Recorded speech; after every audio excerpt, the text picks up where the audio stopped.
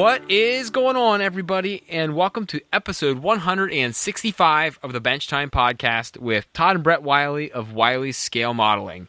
So Hey. Did you just like creepily go, hey, hey? Yeah. Oh, that was Hey, weird. you whispered it. I don't want to let our guest hang on the line too long, so we will bring him on. But real quick, I want to thank everybody who checked out the Suncoast Center for Fine Scale Modeling video. And if you haven't seen it, we were featured on this past week's episode on YouTube. So go over to their YouTube channel and check it out. I put a link in the show description. It was a fun time we had with them, and I hope we can get a chance to get back on there again soon. But let's not let our guests wait any longer. We have Dave Stanton from the D.A.R.E Model Railroad Club out in the Pittsburgh region in western Pennsylvania. It's a youth club. So welcome, Dave. Thank you. Thanks for having me on. we wanted to have you on a long time ago. It's just never worked kept out. Putting it off, and then 2 weeks ago we were going to have you on, and we had to do emergency. We wanted to do this one right, Dave. And, I hear you. And we were pressed for all kinds of goofy time with car incidents and work life issues. Gets in the way. And so we wanted to do it right, so we put it off till this week. And like I said, we've been wanting to do this for a while, and it falls in perfectly because we were just talking over the last couple weeks ago about youth in the hobby, and now this Model Railroad Club. I want you to just explain it now to everybody out there. This is a Model Railroad Club for the youth. Yes, I'll let you explain from here. Okay. Well, I was a police officer. I retired about 2.5 years ago, and we're south of Pittsburgh, like in the Pittsburgh area. Thank you for that, by the way. Thank you for your service of being a police officer. I really didn't do much, but thank you. But no, I was really lucky. I tell people I was always the luckiest one there because I got to teach D.A.R.E for 29 years. Nice. Wow. And I loved that. I even got to teach for the state to teach other police officers. But so you trained how to do D.A.R.E. You better not lecture me because I opened up this IPA beer, dude. Boozers are losers, you know. But actually, if you've ever been to a D.A.R.E conference, don't worry about it. You know, don't even worry. But I had started teaching D.A.R.E, and it was probably my second year teaching D.A.R.E, so it would have been about 1991. And I had a parent contact me because her son, after the next year, was caught smoking, and he was starting to make some bad decisions. So she brought him to the police station. I sat down with him, and we're talking. And one thing seemed like he didn't really have much interest in stuff. So I'm like, well, I played football growing up, baseball, hockey, all that stuff. And no, I don't play sports. So I'm thinking of everything I can. And finally, I said, do you like to build models? And he goes, well, yeah. So we actually started a plastic model building club, and that went on for a couple years. And actually, I actually lived in the next town over from where I worked, and I was actually after school a couple days a week. I would do classes at the elementary schools, like for 4th, 5th, 6th graders, and it got to be pretty good.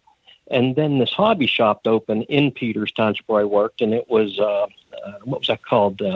Hobby Town or Hobby something. Hobby, I can't remember what it was called because of years ago. And so I went and talked to them, and they were fabulous about, hey, whatever you need, you let us know. We'll help you out and everything. And but after a couple of weeks, the one guy said, hey, we got this back room. Would you like to build a model railroad? Oh, cool. And I said, absolutely. Don't ask me so twice, we started. No, exactly. And we did. And then they actually needed the space, so we moved to the basement, which we were there for a couple years. But then the building got sold for a Starbucks to be built, of course. And so we were kind of, gone. And I contacted the Venetia Heritage Society, which is where we are located now, and we've been there for years now. And we are there now probably about 15 or so years. We do not pay a dime for anything. There is no cost to us at all. And it started out with one room. We started building the Montour layout, and that's what we did. But then we were one of the people in Peters Township donated a 12 by 8 O-gauge layout, and it was beautiful because it had Gargrave's track and Ross switches and everything, plus tons of locomotives and cars and everything. So then we took over a second room, and then people kept donating stuff. So we now have the entire top floor of this old school. and actually we have now started, we have one room, one floor down, because now we have a railroad museum kind of down there, and it's mostly Montour, but it's becoming a lot of everything else too. But, we had no idea how this was going to go, but it's amazing how well it's gone for us. Wow. It sounds like... So you've been there 15 years, but then in that place, but then you started it. How long before that, before you moved to where you're at, did you start? It was 1994 was when we started the train layout. Jeez. So you've been doing this 26 years. Yep.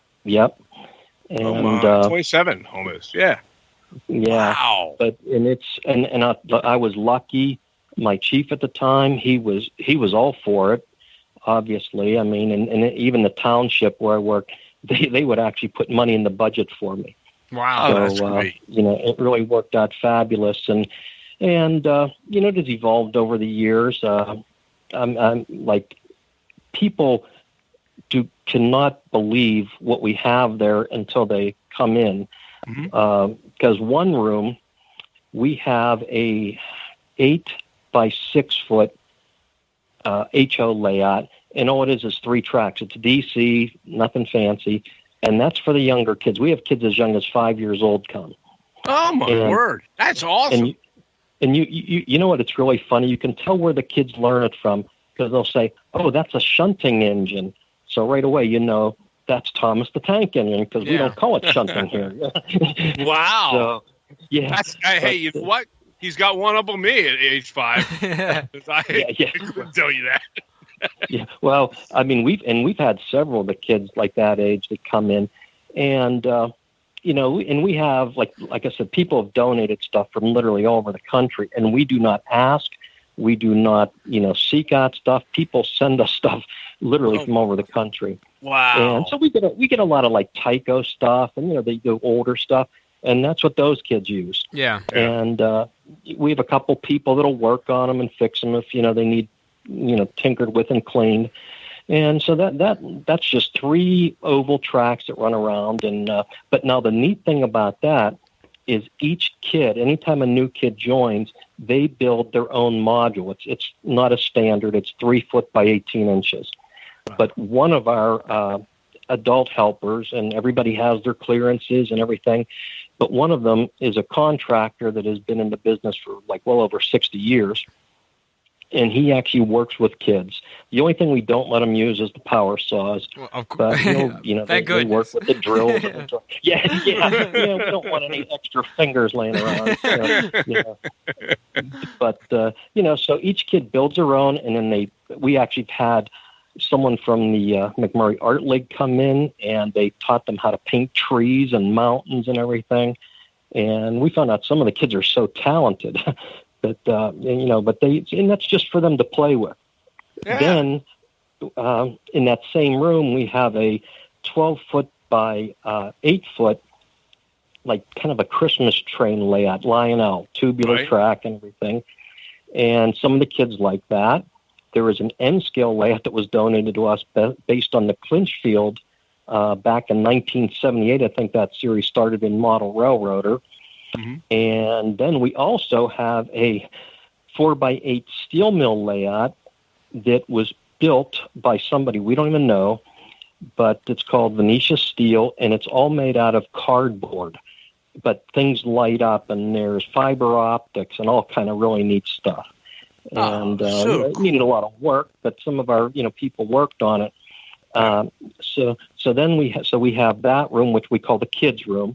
There's also a shelf layout that is probably 31 by 23, runs around two of the walls, and that has DCC on it. And that's because our middle school and in high school kids love the DCC stuff. Right. Mm-hmm. And so they do that. And so that's like all in one room. So we call that the kids' room because that's where, out of them there. Then we have the O gauge room, which now that 12 by 8 foot layout has expanded to take up the whole room, which is 23 by 31 or 32. And we've had a couple kids, and actually one's I think a senior at William and Mary this year, and another one went to Penn State, and he's now works on nuclear submarines. But when they're home, So cool. They come back. They come home, and they do it when they come home. Yeah, they'll contact me. Hey, are you going to be down the club at all? Can we come down? We'd like to, see what's going on, and maybe That we can work on very some stuff, cool. You have touched them in a way that they have wanted to come back to it and still be a part of it or be there to check it out. That is awesome. It really truly is. I think the reason is because we let them do stuff, and that's not always easy. No. But and like we tell even the little kids, we know, we tell the parents, we know things are going to get broken. Yeah. We don't want it to break, but you know what? Unless the kid's being, not following the rules, right? Then but if you ask any of our kids, you ask them, what's the only rule we have at the Railroad Club? Every kid will tell you, Officer Dave's never wrong. So whatever I say is always right. So there you go. I thought you were going to say we don't talk about about their club. Oh no. Like Fight Club. Like Fight Club. No, that's yeah, exactly. No, now those kids come. How often can they be there? I mean, can they come every day? Is it on weekends only? A certain week? Normally, no, COVID has screwed things up, but normally it's every Wednesday after school from 3 to 6. We have 3 hours, and we're there. Now, even with Christmas, usually the day after Christmas, we open it up for the kids because we know a lot of them are getting trains and they want to come run them and stuff. Right. And what we've been doing now, we also are open on Saturday mornings from 8 till about noon. Oh, cool. So there's 2 different days that, they can come and play. And, I mean, anybody is welcome. Right. Anybody. And we do an open house every year, which that has gotten bigger and bigger every year. And actually, there is, like I told you about the layouts in the 2 rooms. Right. The other room is a huge room. It's, what would that be, about 45 by 32. And that is big. 15 by 30 is a G-scale layout. It has 2 trains running. That was all donated by one doctor that lived in the town. Actually, his wife called me the one day and, hey, Dave, this is Lucy, and do you want Russ's garden trains? And I'm like, well, does Russ know about this? Yeah. And she goes, oh yeah. So I mean, they gave us. He bought all these trains. He had them in his yard, but didn't want it anymore. Right. I mean, we got G scale. We got 20 G scale locomotives. I mean, 2 articulateds. I mean, and like hundreds and hundreds, like probably 800 feet of track. Well, I mean, it's just incredible. The one awesome thing that it seems like you haven't had a problem is finding support and ways for people to donate. No. You've never had a problem getting things to help these kids, come in and mess around with the trains or build stuff. Right. Well, the other thing that happens is there are about 8 adults that help me all the time. Now, the prerequisite to help me at the Railroad Club is you have to be older than me because it's the only place I feel young anymore. So that's the prerequisite for me. But I mean, we got a guy 86 years old, another guy 82. Right. But honestly, if we need someone, if it's not donated, someone saying, you tell me what you need. So that's pretty awesome. It's fabulous. Now, when the kids come, do they come with their parents? Can the parents be there with them to help them? Or? Oh yeah. Absolutely. Actually, we encourage that greatly. I think that's awesome. What a great community thing. I'm psyched about this. This should be happening. This should be happening everywhere, in my opinion. Maybe not. I mean, obviously but programs like this should be happening everywhere. You know. Well, you understand, I think, because I from listening to you guys all the time. I played sports growing up. And hockey is my favorite. Don't worry, I'm not going to bring up the fact that the Penguins won last night at the Capitals. I would not do that. You wouldn't bring it up again. He did before the show, by the way, everybody. He did it before the show, so this is the second time. but I don't want to bring that up. But anyhow, it pains him to do this. It must have slipped out. But if you don't play sports, then you lose a lot of interaction. Right. And there's not a lot for kids that don't play sports, that don't, do whatever. I mean, we even have girls in the club. We have a couple girls in our club that are super big into model railroading, which is really cool. And, but so this kind of fills a nice void, I think. Definitely. And, so now the rest of that room that I told you it was like, 45 by 32. Mm-hmm. The rest of it is a double-decked layout of the Montour Railroad. When we just actually put the Golden Spike in, and it probably has about 600 feet of track. Wow. So, now what happens is when you come, you start, now some kids love to run trains, some like to build stuff. And what we will do is sometimes we'll get all the kids together and we'll go and build a car, build like a Acurail kit or something. Mm-hmm. Then we'll go over, hey, here's the different kind of trains there are. And actually a lot of the kids know that as much more than I do even. But then, we'll go over the different kind of cars. Here's like a hopper car. Now that was used for this and this, like wood chips, in some places, or in some places, whatever, Coke and all that. And, go over the different kind of cars and how they progress through the years. So we do stuff like that. Now we limit that to usually about a half hour because of, the time span that the kids can. Yeah, you're going to lose them. Yes. Yeah. They don't really want that. But, what they do is they start out in this, the kid room, and they can work on all the stuff there and play with all the stuff there and everything. But then we also are building cars, and we're putting couplers on cars, and we're fixing locomotives, and we try to get the kids as much as we can involved, bench work, everything. Yeah. I actually had a parent tell me a few years ago that they don't even have a screwdriver in their house. If a light bulb goes out, they call a handyman. Boy.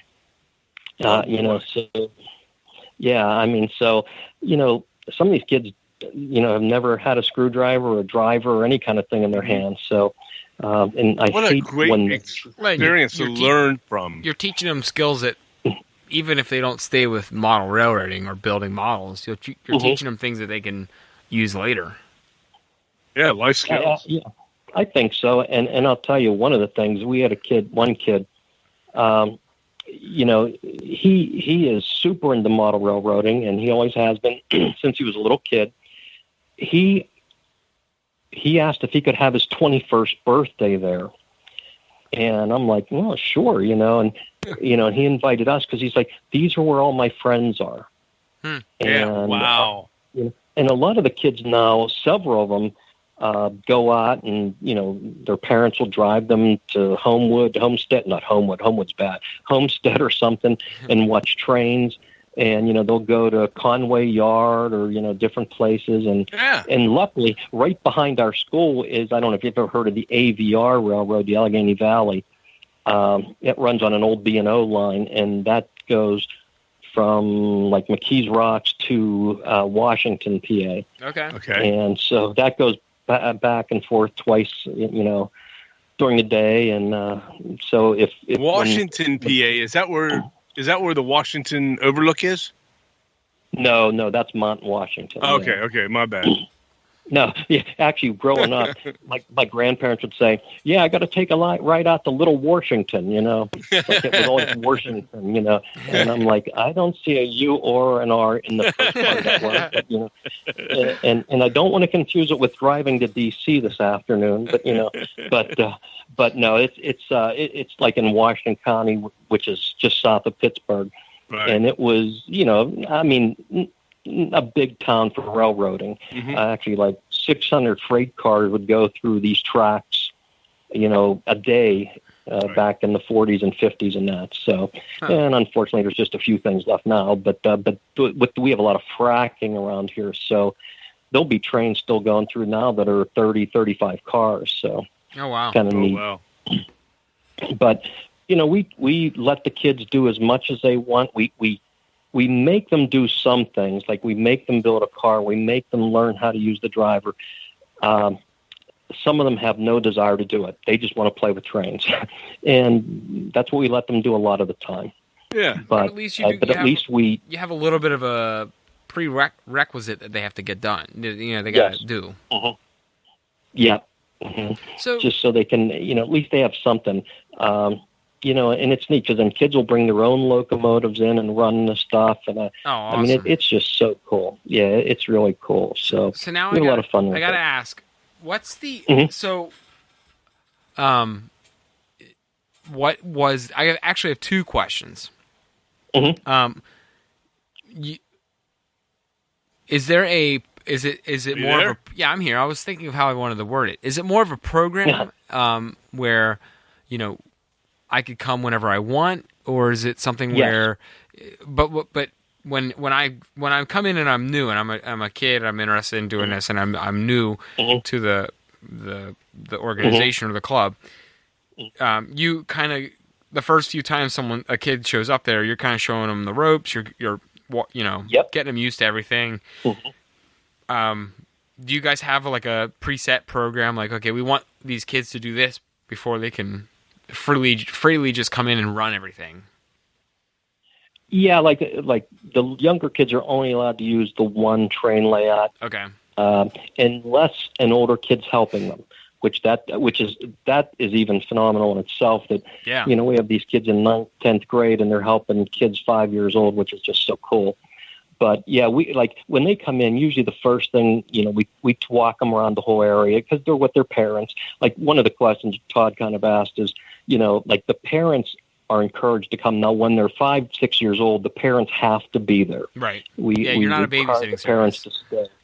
No, exactly. And honestly, we've had a couple kids that did come and we told them, the parents, they're not welcome back because they were, I think the parents wanted them there. The kid did not want to be there, but that's been like literally 2 kids throughout the entire, 20 some years we've been doing this. So that's not bad at all. That's good. But, so what we do is, we walk everybody around, show them everything, and they have to learn that number 1 rule, which is the only rule that, never wrong. So, that's the only thing that matters. And then, we just, and then we'll tell them, what do you want to do? What do you like to do? And we usually run trains, So, and that's when it's really nice because I'll grab one of the older kids. Hey, Mason, come here and, can you show them how to run this layout?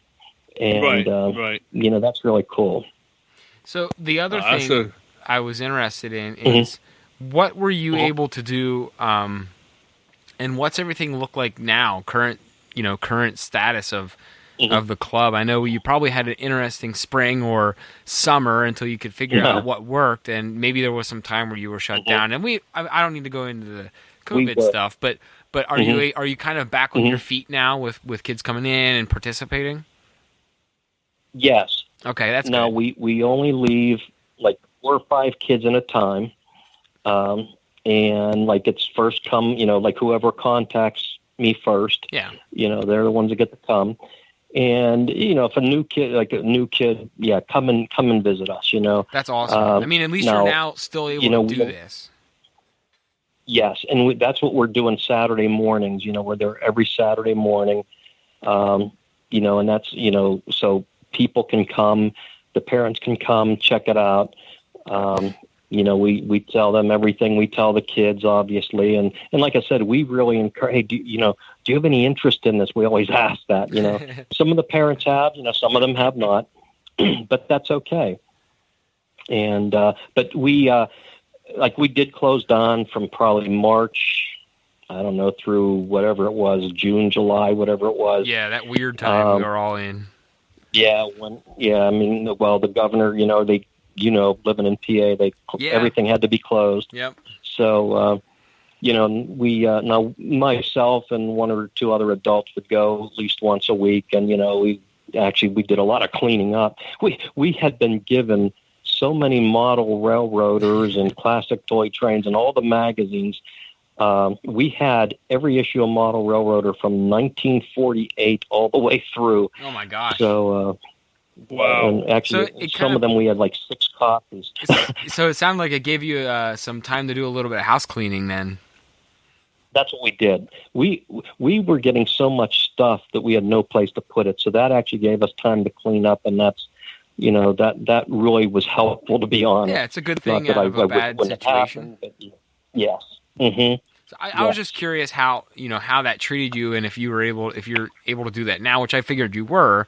But I'm glad to hear that the kids are able to come back in now. It might not be the same as what it was or what it will be here in the future. Hopefully when we get back to normal. But it's great that the kids could still, through all of this, those kids could still come back in and do what they want to do and enjoy it. Mm-hmm. Well, and it's surprising. Well, no, I guess in some ways it surprises me how. There's a couple of them that text me like 4 times a week. Are we going to meet? Can we come this weekend? Can we come Saturday? Can we come Wednesday? When can we come again? Yeah, I got a new train to run. Yeah. So, it is. Yeah. Now, how many kids would you say you have, more or less, that are coming in? Well, right now it's limited to about 4 or 5 kids. Mm-hmm. And now, I'll tell you, before this, we were having 15 to 20 kids every week. Oh, wow. It was a lot. And probably the most we ever had was about 25. Now, what we do a little different in the summer, since right now the building we're in, we don't have air conditioning. So in the summer, we move everything to Wednesday morning from 8 to noon. So by the time it starts getting really hot, we can, we're getting out of there. Yeah. Right. But, during that time, we sometimes have 20, 25 kids show up. Huh. Jeez. That's crazy. Mm-hmm. Well, it's good. That's great, though. Yeah. Mm-hmm. Now, there are times like that we have 5, like with vacations and everything in the summer. Of course, yeah. But honestly, what, and the one thing I always thought with D.A.R.E, if we help one kid, then that's all we can ask for. Right. Totally. So. Huh. Oh, that's So, I kind of want to get into, a little bit about what, not the mission of the whole project, but like, what are the volunteers? What do you kind of feel that the volunteers also get out of it, and what makes the guys that volunteer for this, or the people that volunteer for this, keep coming back? Because obviously there's something in it that's driving you to continue doing this. There's something more than just the trains, and it's got to be more to it. So you have a little bit of a backstory, if you don't mind sharing that with us. No, not at all. I'll be honest with you guys. I've been through the depression, anxiety, and everything, and and I had to learn, from that. Mm-hmm. And unfortunately, we do have a lot of kids. It seems like probably about, I'm going to say, half of our kids have some form of Asperger's or some kind of thing like that. Uh-huh. And so when you have a parent tell you that, like the little, I remember this one little kid, 5-year-old, his mom says, every day he wakes up, how many more wake-ups till train club? I mean, that is just, that is fabulous, Yeah, that makes you feel like you want to keep it up, Oh, it is. It does. And then, like, the volunteers, what's really cool is, I kind of oversee everything. And when I'm there, I honestly, when the kids are there, I don't get to do anything. because I'm, always looking at the kids' stuff or going, whatever, But then what the volunteers do, they can be working on stuff and then having kids come and work with them, and even like I said, some of the kids don't want to work with them. At least watch what they're doing. So. Yeah. If you ever, get to that point, then, here's how you do it. Yeah. Right. So, and I will tell you that, our guys, the volunteers hate to miss. Now, every one of them are in the model trains. Mm-hmm. Like we have one guy, Gary, he's TCA, and he goes to, goes to York every time they have it. And, if we need something fixed, he fixes it. It's fabulous. We have a guy that's a Santa Fe modeler, which I always tell him that's not even a real railroad, but whatever. And we always mess with him, But it's just everybody has their little interest, and so what they share. I've been around this most of my life, and it's just neat that everybody can share their little bit. And I think with all of us, when when you connected with a kid, right, and that's what keeps you coming back. Yep, I've coached. I coached the game of hockey for 20 plus years. Yeah, and managing a hockey rink, and there are times where even today, I had one of my players contacted me this past summer, and he wasn't one of my better players at the time, and wasn't even an overly skilled player. But he was there. His brother played. His brother was actually a better player than he was, and but he contacted me and through Facebook and said, and added me as a friend, and I was like, wow, I had not seen you in a long time, and I asked him how he was doing, and he goes, I am married now, and I work with Disney on Ice as one of their star. He is their main star attraction for all their star skater, him and his wife on the traveling show. They're both for their traveling show for Disney on Ice, and they're the star attraction. Like if they do the Lion King, he is the head lion, whoever that was, and Simba, whoever it was, and he and his wife is the other feature, and they skate together, and. You can go to his Facebook page and see the videos of them in their live action, and it's beautiful, the most beautiful skating I've ever seen. Yep, from a kid that wasn't even that. But one of the nice things is he said to me, he goes, I wouldn't be where I'm at if you didn't teach me the things that you taught me, and that really touches you inside. Yeah, you have that. I have a couple other ones that contacted me, and they were playing minor league hockey somewhere, or they were playing in college, and one from Pitt. So that was that was cool too. But it was and you get back to it, and they when they just come back to you and say, hey, you know what? Thank you, I appreciate it, or I learned his life lessons, and that's what makes you want to keep going and doing it. And really, what more of a success can you be than that? Right.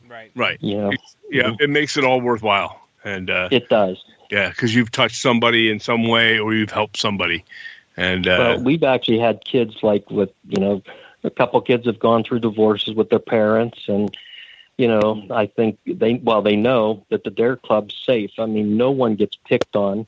I hate bullies, so we don't permit that at all. Yeah, exactly. Except I'm usually the one causing problems, but you're the bully. You're the bully.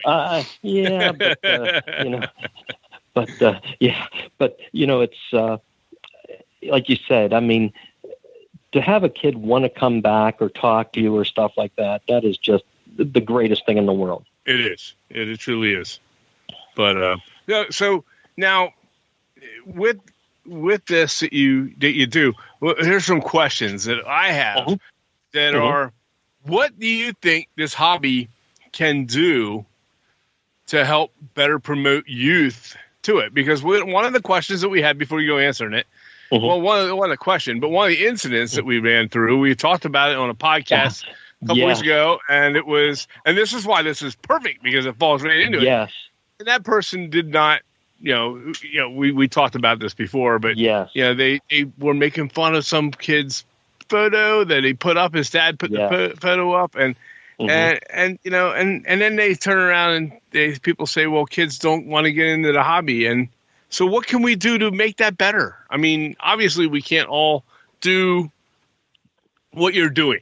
Okay. No, it'd be nice to see that happen, but, there's gotta be things that can help. What are things that you think of? Well, unfortunately it's like a double-edged sword.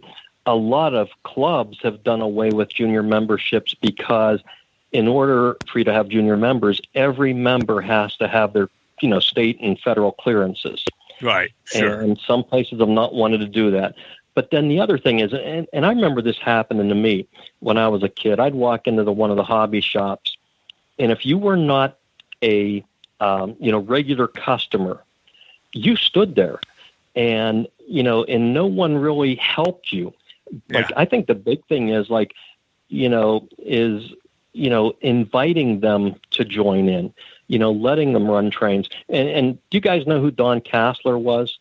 He had the M&K division of the B&O kind of thing. No, he has been in model. I mean, his was, probably up there with Alan McClellan and a couple of those other guys, Tony Custer and those guys, huge layouts. He invited us up there. And stuff like that. If you have a layout, maybe work through your park and rec department. Hey, we can, I'll open my layout up if you get some kids. One of the other things we do is we put an O-gauge layout in our library every year at Christmas. Now, that's two things we do. One, it's 2 feet off the ground so kids can see it. Now, it is surrounded by plexiglass, but all the trains run by pushing buttons. So the kids are making them go. So, you go, and we actually use doorbells because we found out they're the easiest to push for kids. But actually, the plan was for this past year, we were going to have like this monster layout. It was going to be like 20 feet by like probably 8 feet. But then, that kind of got put off.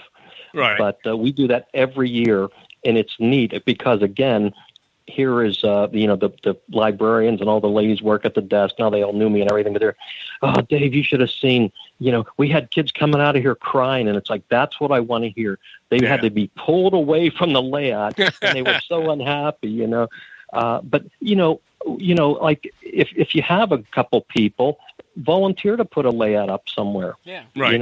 Do something like that, because that's going to show, it's going to introduce kids to it. Like, when we were kids, when I was a kid, we always had a train layout at Christmas. Mm-hmm. And, but you don't see that as much anymore. Right. So I think, number one, exposing people and then, telling them, hey, there's a club here, there's an open house here, or, there's a big train show, the Greenberg or, Timonium and stuff like that. Yep. Letting people know where they can go. And I think just being helpful and kind to people and, being patient obviously is a big part of it. Right. But sure. I think exposing them to it and, setting things up. The other thing we would do every year is we go to community days every year. We have a booth there. And, we have our trains there. And, we don't have an operating layout or anything we take there, but everything's there. So, and that's where we got a lot of kids. But probably the other biggest place we've gotten kids from is we have the Carnegie Science Center in Pittsburgh, and they have the miniature railroad and village, which is just incredible. Cool. Patty, who runs the place, when she heard about us, she invited us down when they were closed. So our kids got to go under the layout, and she took us in the workshop room and, showed all the kids how she builds all the buildings and everything. All the cool but now it is, yeah. Because they have all these animations and everything. They showed us all that.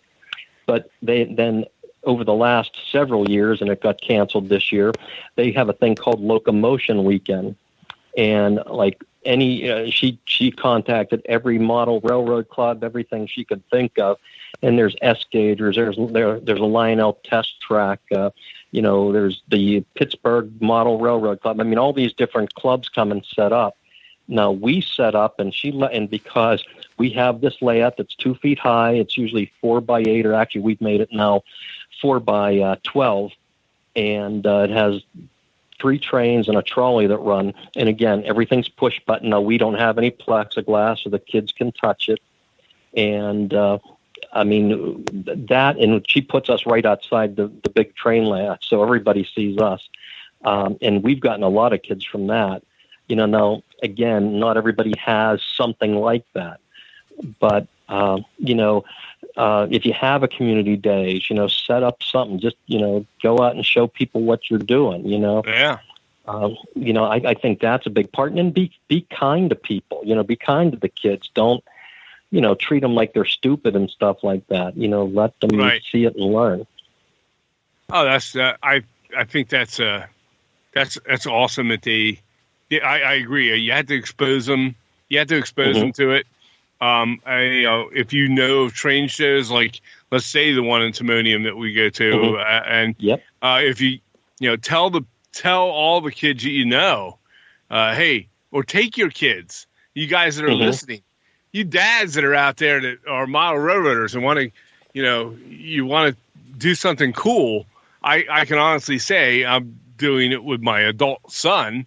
But if you want to get your kid involved, and you go to train shows, but you don't take the rest of your family, because I see a lot of single dads and or men there. Take your kids. Let them see it. Let them experience the hands-on, or not so much hands-on, but the love that. Yeah.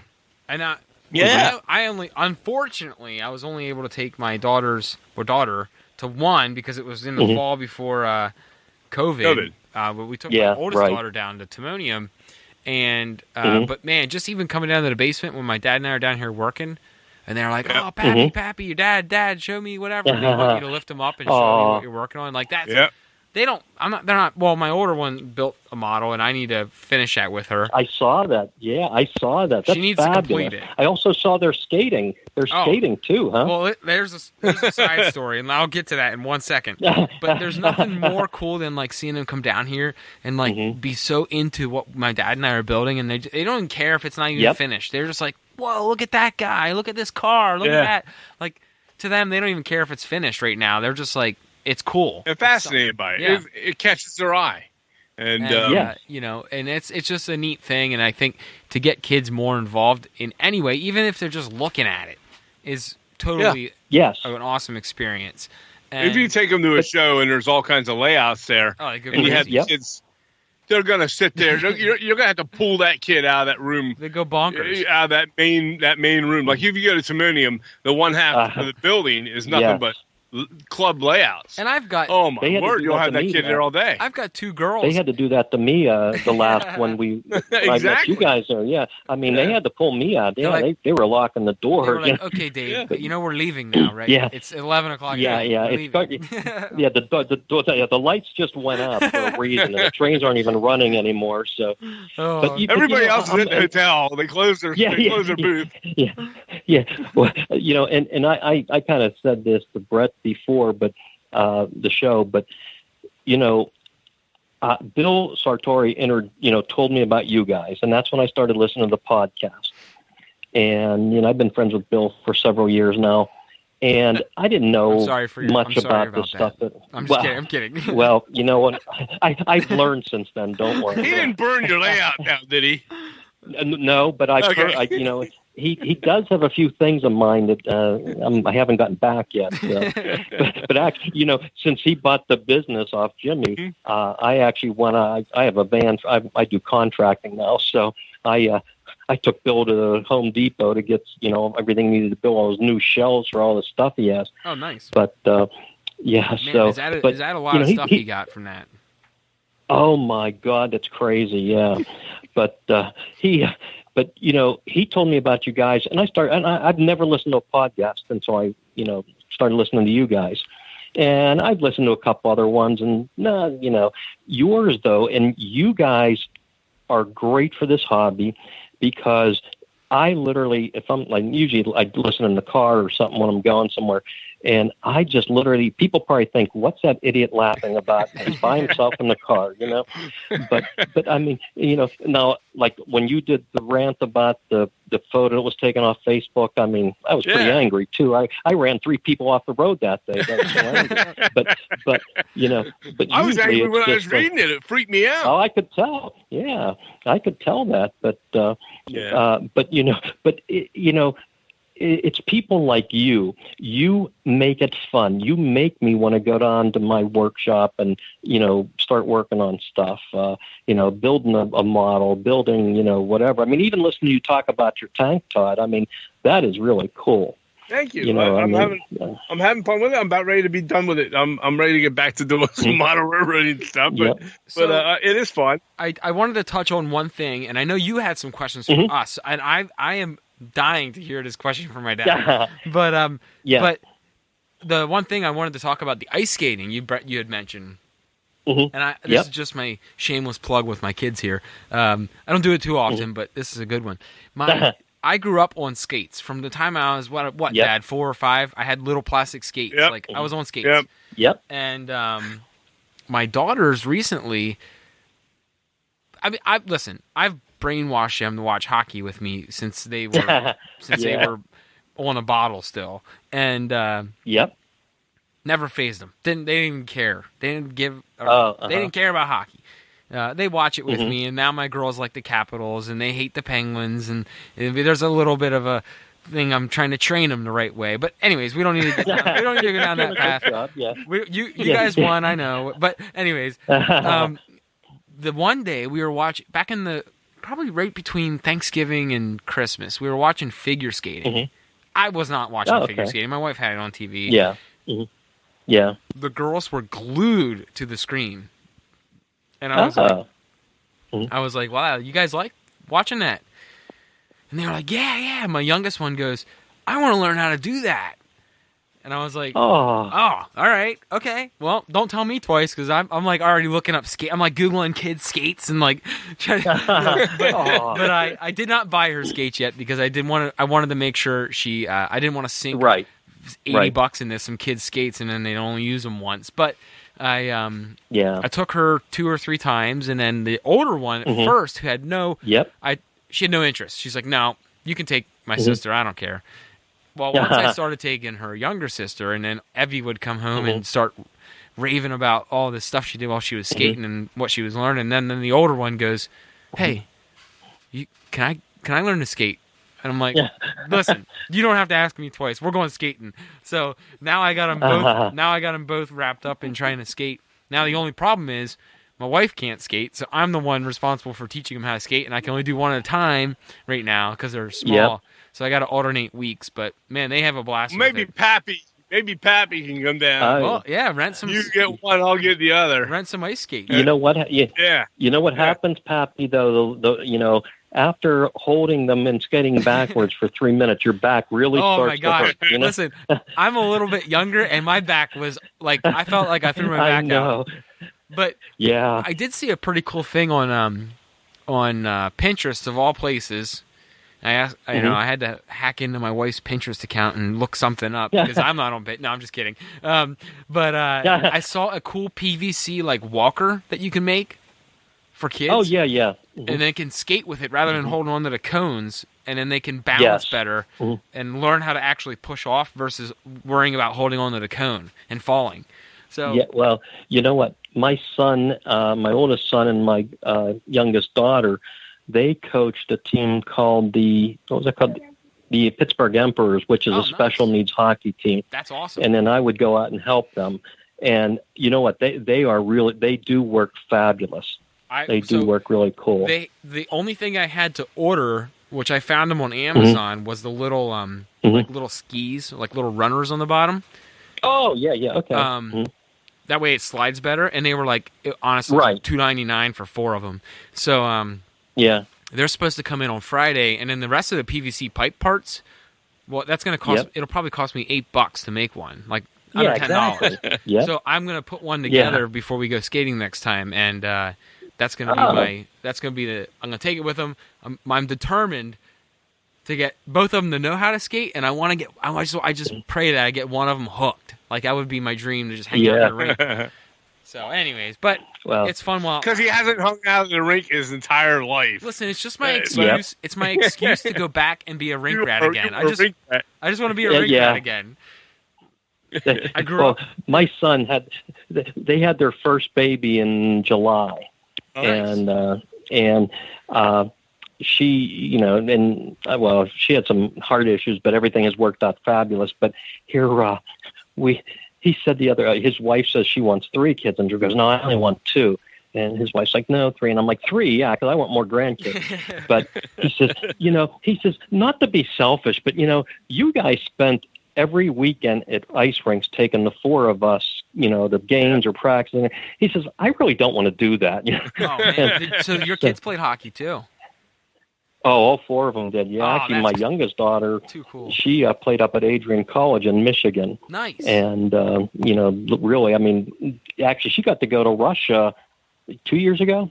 Yeah, 2 years ago with Team USA. That is so cool. For the collegiate game, the university games. That's right. Yeah. Yep. So that's awesome. So she went with USA Hockey. So it is. I mean, wow. You were talking about figure skating. Oh, go ahead. You said about figure skating when I was a kid, my neighbor back the street, his mom was a big figure skater. Now, I always wanted to play hockey, but by being with her, she taught me edges, and you guys would understand that. Oh, yeah. Sure. Back in 77, I was probably one of the better skaters around, just because that's when I graduated high school, and I learned to skate. And back then, the hockey was horrible compared to what it is today. but it's amazing what you can learn. They still had that rink out in Harborville? Yes. Had like 4 or 5 sheets of ice. Is that the one that Mario owned? No, that was the other one. No, Southwest Pittsburgh. Yeah. Well, actually, that was never true. Oh. He did not own that. The Penguins rented that. The facility. It has a Mario Lemieux restaurant on the second floor. No, it was called what was that? Jay's. Yeah. That's the We've been around. Soft Point. We've been around to some rinks. Yeah. Yeah. Oh yeah. Well, when you have kids when you have kids in hockey, you learn all the rinks. So let's get back to model railroading if you don't mind. Yes. No, model railroading. We'll have to invite Dave on for a separate episode just about hockey stuff. Yeah. Now you mentioned your kids and grandkids. Mm-hmm. Are any of them into the model railroading? Yes. Well, no. None of my kids. No, and I'll tell you, my son. My oldest son, because we've been working a job up in Bronzeville, which has a lot of rail traffic, and we came down to go through West Bronzeville, and of course we got to see the locomotives of a 130-car coal train, and then we had to sit there for the whole thing. I'm sitting there going, "This is so great, this is wonderful," and he's just making fun of me the whole time. "Oh, why don't you just go play choo-choos now, Dad?" I mean, so they're always ripping on me. But my oldest granddaughter, who's almost 4, she has her own train, and I actually got her some other cars she can always play with, and stuff like that. But we just actually the Railroad Club did a thing with DJ's trains on a YouTube video, and she's probably watched that 3 or 4 times now. So she comes over and she loves playing with Pep-Ep's trains and everything. So we have a lot of fun. Oh, that's great! That's so cool. Yeah. Now I'm jealous of you guys because I would love that to have father son or whatever. Yeah. Sure. Now you have a layout of your own at your own home, or you do? I had a nice 12 by 26 foot layout, but as I started this business 2.5 years ago, I have had to take that all down to have room for all the work I have to do and stuff I have to build for customers. But so what I have now, and thanks to you guys again, I have about a 10 foot by 2 foot shelf layout that I'm building with Craftsman kits. So that's so cool. Mm-hmm. And that's thanks to you guys. What are what's the size of your shelf layout? It's about 10'6" by 2 feet. Okay, that's pretty cool. And I'm basing it. Well, not really. I'm basing it on Cannonsburg, which is the town, like kind of where I live. Okay. Mm-hmm. And that's where the PRR went through there. It was the Short Tiers branch of the PRR. Okay. And that's where like 600 freight cars went through a day. Oh wow! And there are photos of those 210s, and there's K4 passenger trains and everything. So, the trains right now are going to be static, pretty much. But I'm building the trolley in the middle of the town street because it had one. Oh, cool! Now, mm-hmm. I'm always intrigued by shelf layouts because the thing that I see sometimes as a limiting factor on shelf layouts is the height of the shelf. Like, mm-hmm. depending on where you're putting it, you might have, if you built if you build it on 2x4s, you can control the height. So what are you constrained by as far as that height dimension? Well, in order to get it in the office we have for the business, my wife said it had to go over the like a buffet kind of thing for storage. So it's probably about 48 inches off the floor. And but I built I'm into woodworking and everything, so I built it like the legs are 2x2s, and then actually it's Elgar and everything, and then it has foam, and where the tracks are, I actually used Homosote and plywood. So, nice. But I'm even like doing the tracks, like kind of like hand laying some of the track and everything just to do that. But you guys are the ones that got me started to do this, so it's all your fault. Able to do that. Yeah. I tried hand laying track one time. My dad will never hand lay track again, I don't think. No, that's not true. I liked it. I enjoyed it. But for doing a full layout of it, no. Yeah. Because it's just that would be hard. Yeah. Yeah. I did enjoy doing it for that module section. I did, but outside of that, no. I agree. Yeah. Now, on your so question, somewhere along the lines, I just lost my train of thought. This hasn't happened in a long time. I used to do it all the time. No. But no, you have your layouts there, and you do your building. And you said you've been doing some fine scale structure building, and such. Now, is that something you did before, or is that something that you just got into? Yes. Okay. Being around Bill again, he was a bad influence.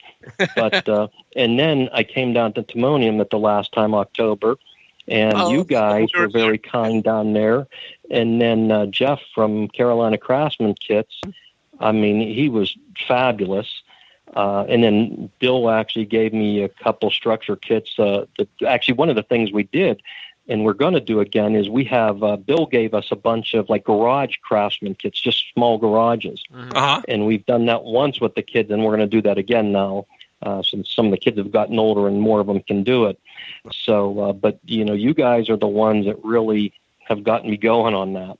And I'm planning on buying I want to buy the Wiley's bar place so I can build that with you guys too. So the tavern, huh? All right. Yeah. Yeah. Well, I've decided during this podcast, we were talking that we're doing a group build, and now Brett has a build, Brett has a kit, and I have a kit. We both have the same kit, right? And we're going to take one of them, and we're going to auction it off. I heard that. Yes. And we're going to take that money and donate it to something. And I have decided tonight. I hope Brett agrees with me. I think that our charity that we'll donate it to will be your D.A.R.E. Model Railroad Club, if you're good with that. Wow. Oh, that's very nice. You good with that, Brett? I'm good with it. We were trying to find a reason, and I don't see any reason better than giving back to this hobby than giving back to the kids in this hobby. And so we're when we auction it off, that's what we will. That's where we're going to go with it. So we'll make that announcement here right now. I'm cool. Wow, that's really nice. But you know what? Let me ask you my question for you, Todd, because you might change your mind. So excited. Yeah, Brett, I've been wondering this for probably 4 or 5 weeks now, whatever it's been. It might even been older. I don't know. I've been listening to all your podcasts. You know, I've been going back and listening to old ones. But there's one where your dad talks about how strong his arms and hands are. I just want to know why they're that strong. Like, what has I'll tell you why. Before my dad does, I'll tell you why.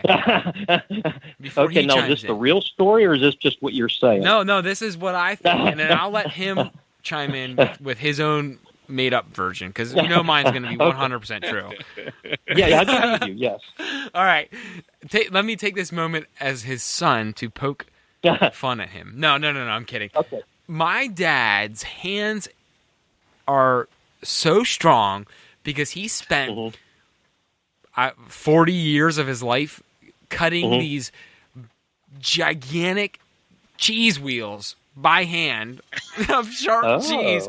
I couldn't imagine anything else other than that, making your arms and hands so strong, Dad. So Dave, I'm sure you know from other podcasts, my family used to own a deli. Yeah, we grew up in the food business. We had the deli with the old school deli with the the counter that had like the grease that you don't know what that grease is from, but it's just deli grease. You just live with. It's the old school type of marketplace. But we would get these cheese. We had a restaurant and we had a food court deli in there as well. There were 3 locations. Bunches. Oh wow! Yeah. Wow! I didn't know there was 3. Okay. The market, there was a market style one, and until there was a market fire and it burnt the market. In the farmers down. market. Yep. But the old market was like the kind of market where like you just didn't ask questions, you just got good food there. You know what I mean? Yeah, exactly. We would get these cheese wheels in, and they were, I don't know how much they weighed, 40 pounds. 40 pounds each, yeah. And wow. big cheese wheels. And you'd rip the wax off. And my dad, they had this knife. The knife must have been, when I was a kid, the knife looked like it was like 8 feet long. It was that big. But in reality, it might have been 3 feet. But you just wedge that knife down in through the cheese wheel, and it was that sharp cheese. And that's the reason why I think his arms and hands are so strong. But I'm sure there's other... So now, if I'm hearing you correctly, it's because your dad was cutting the cheese. Exactly. Is that correct? And that's the joke I was hoping would get picked up. That was exactly the result. I think you may be partly right. No, but I think the deli work in general was a, it was a lot. We lifted a lot. I lifted a lot of weight with meats and things like that, like whole slabs of bacon, stacks up. Your forearms are probably jacked just from pushing that slicer back and forth for 40 years. Yeah, the slicer. Yeah, cutting meat and cutting wheels of cheese. Sure. But then when we got out of at a hockey rink for 13 years. I worked at a hockey rink, and I spent my 20 years of my life doing that, and being on a weekly basis, probably of my 50 or 60 hours I worked at that place, I'd say 20 to 30 of that I was on skates. And and you had a stick in your hand, and you're teaching, and you're making 1,001 passes to kids of all different ages and adults too, for drills. And eventually your forearms and hands get really strong and such from that. I think that has a lot to do with it as well. Okay, well, if that's your story and you're going to stick to it, I thought it was something else, but we'll just drop that. I'm more of a fan of the cutting the cheese one. I've got tools and sticks and things like that just breaking my hands. Yeah. And how many times have you cut your hand on a Zamboni blade? No, I didn't really have to fool with that too much, so it wasn't that big. Oh, didn't you? Okay. No, I did that for 3 years. Yeah, I did that for 3 years. So, yeah. Yeah. But anyhow, we had a mix of trains and modeling and hockey tonight. Yeah, so, there's been all kind of stuff. Yeah. Now your kids. There's a question for you on your kids. That are doing that. Now you mentioned the structure building. Do they do structure building as well? Yes, they do. Yeah. Okay. We show them how to do it. We have them do it. And that's the other thing about model railroading. And again, I love how you guys always say it. As long as you're happy with it, who cares? Right. To be honest, some of the kids, they build this stuff and it's fabulous. Mm-hmm. Some of them, but are they happy with it? That's all that matters. Right. And, and that's, we do structure building, we do track laying, we do, fixing the cars, putting couplers on them, making sure the wheels work right. We go through all that. And like I said, some of the kids, scenery. Oh yeah, absolutely. Yep. Mm-hmm. Yeah. That's cool. Yeah. I mean that they do, and like each kid on their module does their own little scene. I mean, and so, you could have like a little town next to, like one of the kids, he found a prison he built. We got a kit that someone gave us and it had all a prison. So oh, wow. It was a prison. Yeah. And that might be where he ended up, but who knows? But, well, let's hope not. Let's hope that's well, no, yeah. No. Actually, I remember the kid that did that. He's a great kid. He's actually learning to be a pilot right now. But, sweet. I think it's so awesome that they come back to you like that now and then and do that. I mean, you can figure 27 years. Some of these guys probably have kids of their own now. Oh, they do. And oh wow! Now here's another question I have for you on the club itself. Mm-hmm. Eventually, the weather is going to break. Eventually, we're going to be able to get out, and the travel restrictions are going to be a little less, and things will open back up again. I truly, am a total optimist about that. Okay. Would Brett and I be welcome to come visit your club? Absolutely. That'd be amazing. I would host you guys. I would host you guys. Yeah. I mean, I would love that because I'm telling you, no one can believe what we have until you see it. Yeah. And I mean, it's just so cool. Yeah. You're 3 hours away.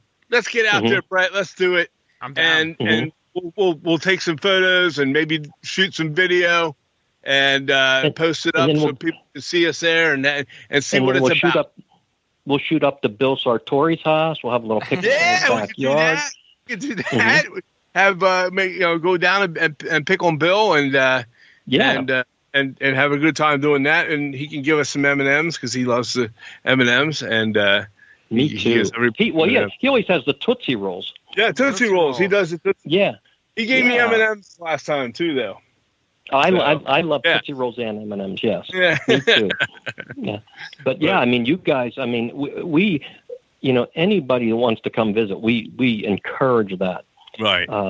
It's just really it's great. I think what you do is awesome, Dave. I really think that is, and all the people that you help that help you out. Obviously, there's other modelers that are a part of that, and that they take their time and they give to the kids, and that is helping to build model railroading. This is how we're going to get it to keep going. People say it's dying. Yes. I don't believe it's dying. I think it's growing, and but I also feel that for us to get the youth involved, you said about a hobby shop. As a kid, I used to go to hobby shops. And you go in there, and that's when they used to have hobby shops around here, and they look at you like you were genuinely interested in buying something. And I've even had this as an adult, and I stand in there, and they look at you like you're going to steal something, you know, and they make you feel like you're being watched all the time. And I get to a degree, you want to be able to watch your business. I get that. But don't make the person feel uncomfortable. And as a kid, I've been in hobby shops where I felt uncomfortable being in there because, like you said, either nobody talked to you, nobody wanted. Yeah. Yeah. Well, you know what? We literally in Pittsburgh now, there is, oh my God, what's it called? The trainway in Mill. Oh my goodness, I can't think of it now. It's a woman's name, but there's a hobby shop like on the other side of Pittsburgh, north of Pittsburgh. Yeah. There's one up by the new, actually real close to the new UPMC Mary LMU rink that they just built. And the next closest one is like in Wheeling, West Virginia. That's the only hobby shops there are anymore around here. Oh boy! So you know what? yeah, so and there's one near us that We love down near the PA Maryland line, and I'll give them a shout out. It's Blue Ridge. It's down at Blue Ridge Summit. It's Mainline Hobby. Mainline Hobbies. Yeah. okay. They are one of the ones that don't make you feel that way. Yeah. And, that's nice. Yeah. And it's big, and they've got everything. It is like shopping online. Like, if you can't find Wow. if you can't find something there, there's something you're not enjoying. You probably don't build models if you can't find something there to do. Yeah. That's amazing. And I was in Tommy Gilbert's in Gettysburg a week and a half ago, 2 weeks ago, and same deal. I don't feel under pressure. Tommy's a great guy. He does a good job. Yeah, that's in Gettysburg. That's a same iconic deal. old shop too. Right, and they're there, and they've been around for a long time, and there's a reason for that. Well, yeah. I used to go when I would teach for D.A.R.E. We would go to Elizabethtown. That's where we would go to the, the Mason home there, Mason's home, and I would always go to what was that one right in Elizabethtown? Was it Elizabethtown Hobby or something like that? Or yeah. The one that was right in Elizabethtown, yeah. Yeah, that's not there no more. That's what I was afraid of. What's the one in New Cumberland, Dad? The Whistle. That's the train. The station. The station. It's called that's the station. Still there. Oh. Yeah, that's still there. And then there's, of course, you go to Strasburg Railroad. There's the Choo Choo Barn, whatever they call that there. And so that's another one. So they're there. You know what you guys might like too, and we could set this up when you guys come. It's probably 2 hours from us here in Ohio. It's called the Age of Steam Museum. Have you ever seen or heard of that? No. I've never seen that. That would do absolutely nothing for me. I'd rather see all your layouts. Oh man, we're not trained. We're not trained aficionados. We are model guys. But don't get me wrong. I would. It's wonderful that you would offer. I would rather be there to see the work that the kids have done, and see the layouts and such like that. Maybe Brett would want to go do the train thing. But as everybody that watches our show, there's many of you guys that are train guys. It's just not our. We like trains, but we don't. I couldn't tell you one train from another train. Anymore I can't either. But I do enjoy history, the history of it, and if it's like I like going to the Strasburg Railroad Museum. And I don't mind, and I don't mind learning. Like we went to Horseshoe Curve, and we've done all the iconic stuff like that in our area. I totally don't mind going and checking that stuff out. What the nice thing was with this place, the guy that's the head engineer or chief engineer is a friend of one of our guys at the club. And they have 2 Montour of the SW9s that they bought and have restored. And he let we took our kids out there, and every kid got to run the locomotive up and down the track. Oh, that's awesome! That's really cool. Yes.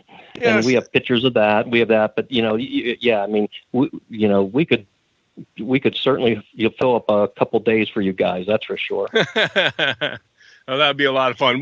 We'll definitely have to work on getting out there and talking to you about that. And I think that's great. But so on your own buildings and things that you're doing for yourself, what are you working on right now?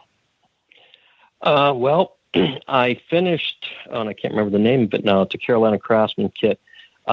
Bill actually gave me Feller's Garage, which is a place probably about 20, 25 minutes from here.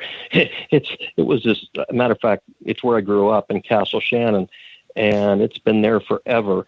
And he actually gave me a model that was made of that. So that's what I'm just starting to work on now. Oh, cool. That's really cool. I love the fact that you're getting into the kit building and structure building, and a shelf layout is something that I may later on in life here start looking into for myself at home. I was telling Dave before we started the show, you and I have, not that we've taken a break from the layout by any means. I'm still working on this. By the way, Dad, I put another coat the last 2 nights of Mod Podge down the waterfront, seeing that you saw that new corner. I put one down last night around 9:30, and it's still foggy. Like this time of year, in my basement, Dave. My basement is like half basement, half garage, so it's on a hillside. So when it's really cold, that cold air, I don't have full. If it was completely underground, it would probably be 5 or 10 degrees warmer down here. Oh, I bet. But because there's garage doors on one side of my basement, it just that cold air just soaks through those thin garage doors. Oh yeah. So the Mod Podge in the summer and glue down here in the summer in the winter takes forever to dry. Anyways, back to what I was talking about. We haven't taken a break from the layout, but my dad and I have kind of splintered off for the last month or so, and have been working on our own little side projects. Mine is my dad's obviously the tank. And mine is the Last Chance gas station from that's what from Crescent Creek Models with Jake and Dave. So I'm building a desktop diorama that I'm going to take to work and put on my work desk, and my dad's doing his tank. Yeah, I heard you. Yeah. So and it there's kind of the reason I'm doing my desktop build, and I'm not trying to go off on a side conversation, side rant here, but a lot of the people I work with, I'm also friends with online, and they see the stuff we do, and they check out our website, and hopefully they don't listen to the podcast, but you never know. But I'd be embarrassed if I heard if they're like, "Hey, I listened to that last episode," and I'm like, "Oh my god, what did I say?" But anyways, it'd be cool to have something on my desk so when people walk in, they can see like, oh, well, Brett made that. I don't know. It's kind of neat. And it's not to show it off, but like it brings a little bit of my passions outside of work into work. So, well, and you know what happens though? People think of generally people, not model railroad people, but people like they think of a train layout and they think they're going to walk into our building and see a couple Lionel trains running in circles, and everything like that. And I'm sure it's the same with for what you guys have been doing. Oh, you build structures. Is that like those plastic built buildings? Oh, yeah. I mean, I've seen your work, and you guys are phenomenal. Have you ever been to Roadside America? Thank you. Yes. So I heard that's going out of business, huh? Is it really? Yeah, sold it. So, they tore it apart and sold it piece by piece. Yeah, that's what I thought. Yeah. So I will say one thing. I'll say something positive before I say the next thing. They've done a lot of work there, and they've put a lot of time, and there's a lot of sweat equity involved in that. But there's nothing that makes me shiver more than when someone goes, "Oh, you build model railroads. That's like that Roadside America thing I see." Like, no, please, no, please don't compare it to that. No, I'm not trying to bash Roadside America. I've been there a bunch of times, and every time I went there, it was a fun time.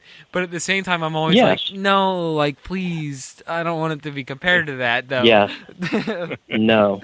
Well, have you guys ever been to the Carnegie Science Center and saw the miniature railroad in Village? I have not. No, I want to go now. I would love to go to that. That might be that's part of the same trip. Yes. You would love that because of what you're saying. The buildings, I mean, there are like scale models of Kaufman's department store in Pittsburgh. There's Forbes Field, wow. The Wright House, or what's that called? The Falling Waters. I mean, and they're scale models. I mean, this stuff is beautiful. I would love to see. Well, now I want to go. I'm taking off work tomorrow. You would love it right there. They better let me in. No, I'm kidding. Okay. We can ride the incline. I'll meet you there tomorrow morning. Yeah. So the two things that I want to do now after talking with you, Dave, I definitely want to swing by and check out everything you've got going on at the club there. That to me is I'd love it. I gotta get out there and we gotta see it. Maybe it's later spring or midsummer. I don't know. We can do it whenever. It doesn't matter. Well, and for me and my dad, it's really honestly it's a day trip for us. It's not you're not that far away from us. So right. We could definitely we've done crazier trips in a single day for hockey. We can make one out there to see this. And then the other thing now is I definitely want to see the Carnegie stuff. So that's after speaking with you tonight. That's my two things that I want to start doing. Or I want to We'll get that set up this year. for you. Mm-hmm. So, but yeah. Okay. Okay. Mm-hmm. Well, I think we've wrapped up about an hour and a half here, and we're gonna wrap the show up. But we wanted to thank you again for all you've done, not just for being a guest, which we are grateful for, of course, and we're glad we got you on, but for what you've done, both as a police officer and as a giver to our youth, to all of our youth, whether you're in Pittsburgh, PA, or Harrisburg, PA, or California, or wherever you're from, you're giving back to all of youth by what you're doing. Thank you. Well, and that's really cool. And you're giving kids an outlet into which, unfortunately, I think maybe a lot of us take it for granted where we grew up and how we grew up. Yes, but I think you're right. The one main takeaway from this week's episode is the fact that there's a lot of kids out there that don't grow up the way we all grew up, and maybe we take it for granted how we grew up. So if you're able to provide an hour a week or whatever that time period looks like in that child's life, you're giving them like a little bit of an escape from whatever situation they're in, and that to me is like the most important thing. Yeah, it is, and you know what? But I'll also tell you, and I thank you guys for that. But you guys, I know you understand this. We get so much out of it by seeing the kids, Oh yeah, I'm so, sure. It's the same thing, like I said earlier in the episode. That's the thing that keeps you going. Like, yes, we have our own things. We get messages from people that, we hear that we encourage them to build their first Craftsman kit, or we encourage them to do a scratch build, or whatever the new thing is. Right. For you, it's your drive and your motivation to keep doing what you're doing, and your volunteers, I'm sure, would say the same thing, or the people that help you. Yep.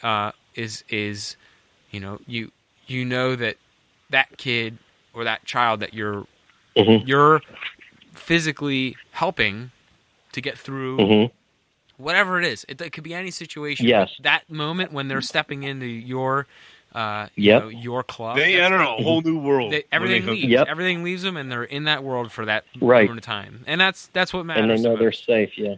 Yep. And the only thing we didn't say was there is no cost to the kids at any time. That's ever. the best part. There's no cost. Yeah. That is fantastic. Yeah. Yes, I mean, we don't. Yeah. So it's totally free, but it like you guys know, it's a blast. We love it. Right. That's awesome. I mean, and that's so great to hear that and to know that that's the case. And I encourage anybody who has the ability, facility, the fortitude to actually put something together like you're doing. Other people in this across the country or across the world.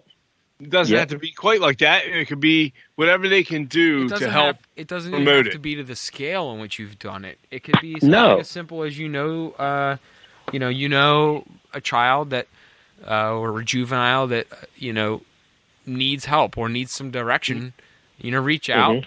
Maybe you can't do something personally because there's whatever that obstacle is in the way. Right. But try to do something that would make a difference in someone's life, and someone, especially as the age groups that you hit, someone that could be.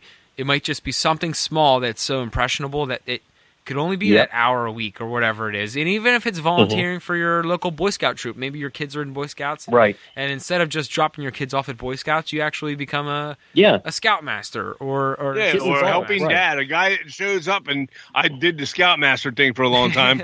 and or as an assistant Scoutmaster or a dad. Just be a dad. Just be a dad to show up and help out and be there, or an adult figure that, a trustworthy adult figure that can be there with the kids. You never know who it's going to change. And help. Be the dads that go and drive to the events are the best ones because you won't get enough of them. In fact, this is pretty cool, and I'll wrap up my part of this week's show with this one last thing. Not that I was ever in need of assistance like that, but I'm not kidding. And if you guys don't believe me, I will screenshot and redact the names. But just this week, Dad, and I'll text you the name after this. I had one of my old Scoutmasters message me on LinkedIn. Oh yeah. Yeah, the one that lived down by Messiah. You know who I'm talking about? Okay. Yep. He messaged me on LinkedIn just to check in with me and say, "Hey, I always thought you were, a great." You were a great role model within Boy Scouts and very determined, and I'm happy to see. He just found me on LinkedIn, and he's happy to see where I'm at now professionally. He was asking how you and Mom were doing, and just that, I never really needed the guidance from him, but knowing he was there when I was a teenager, and now he's reaching out to me just to check in on me means a huge. I don't know. It was really touching.